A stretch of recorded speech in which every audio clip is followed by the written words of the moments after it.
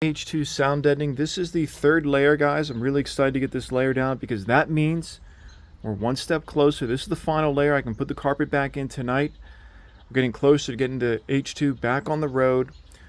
This is the Resonix barrier. This is a mass-loaded vinyl substitute. It is not mass-loaded vinyl. It is a different compound that provides higher results in regards to sound deadening. Some of the issues I had working with this product, it's extremely heavy. When the UPS guy brought it down, he actually said to me, wow, this is really heavy. And I was surprised because he's in really good shape. Cutting it was relatively easy. It cut really smooth. You can see it's got this layer in the center, and it's got this foam at the top, so it cuts really smooth.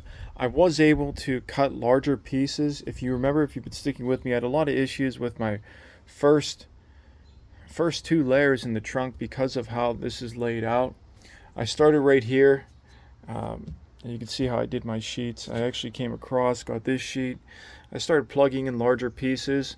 In regards to having this duct tape, this is the Gorilla Tape that I used on my Hummer H2 on the roof drain that I created and sealing these corner marker lights. This stuff worked incredible. This stuff does not have an adhesive on it. It worked really well just to hold it in place. Is this necessary to do? Maybe, maybe not. My concern was primarily these smaller areas right here where I put some pieces down in the corners. I didn't want those pieces sliding. So I was actually really happy on how this came out, just putting some of these layers down. This is another Gorilla duct tape that I had, but the stuff for the weather, it's about $15 a roll on Amazon. It worked extremely well, and I'm going to buy a couple more rolls for the front. Coming up to this top part right here, someone may be asking, well, hey, is it necessary to do these wheel well sections? Okay, and my answer is yes. The reason why, when I was doing my testing, I originally put the blocks down here in the flat area. Didn't really notice any difference.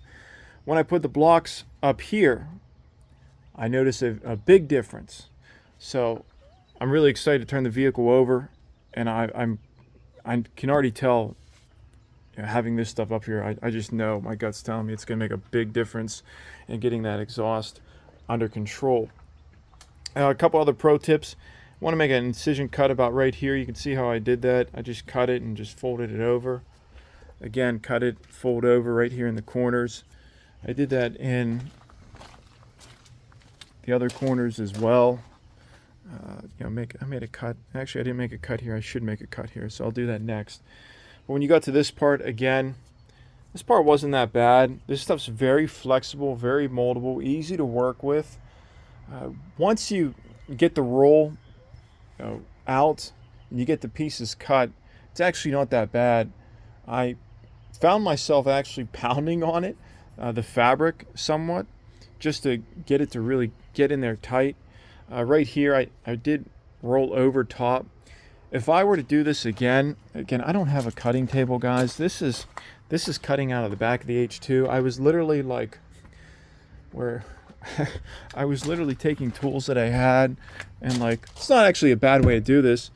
I'd say, okay, I need to go this far with the fabric, and that's how I'd cut a piece out. Do I need to go, how many of these pry bars do I need to go? Okay, I need to go 2. It actually worked out pretty well doing that. I started doing that about halfway through. Using a roller. Why don't you use a roller? It's like anything else. You're dealing with some really funny angles. So what else? If I would do it again, what I would do is you could actually cut through the top of this fabric for the seats coming out. That right there, that's for the jack. But I would start in the back, and I would come over here. That would be my first goal if I had to do this again, or for another vehicle. Again, I'm actually going to put some more duct tape down just to really tighten this up as much as I can.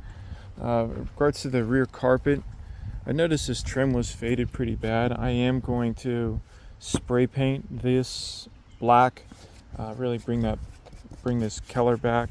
So that'll be cool. Just a little touch for the cargo area. Just give it a cleaner look. I'm gonna give you guys a couple more angles. Now, when I came down here on this side, I made the decision not to go any further down here. If I have some leftover pieces or strips, I'll come down here and lay a strip here. I'm gonna work on getting this area cleaned up a little bit, some more there. I made a bad cut right here at the top. So again, if I find some extra strips, I'll put some pieces up there. When you're dealing with these funny angles and you're molding this stuff, guys, it's really easy to cut your pieces short. So if you are doing this, especially with this product, I would recommend just going like a ½ inch further, another inch, probably an inch and a quarter further on your cuts. Just so when you run into an issue, you're like, man, I wish I had an extra inch, maybe a ½ inch. You can just cut off and you can use those little pieces elsewhere. Something else I was gonna do for the little pieces is I was gonna get the duct tape and kind of just put the pieces, glue them to the duct tape, and then just flip the duct tape upside down for some of these areas that are a little funny. Here I had a piece right here. Just took it, put it in the corner. But I'm really happy how this is coming along, guys. I'm gonna get the carpet in here tonight. We're one step closer to getting the H2 back on the road. So if you've been sticking with me, thanks and good luck with your project.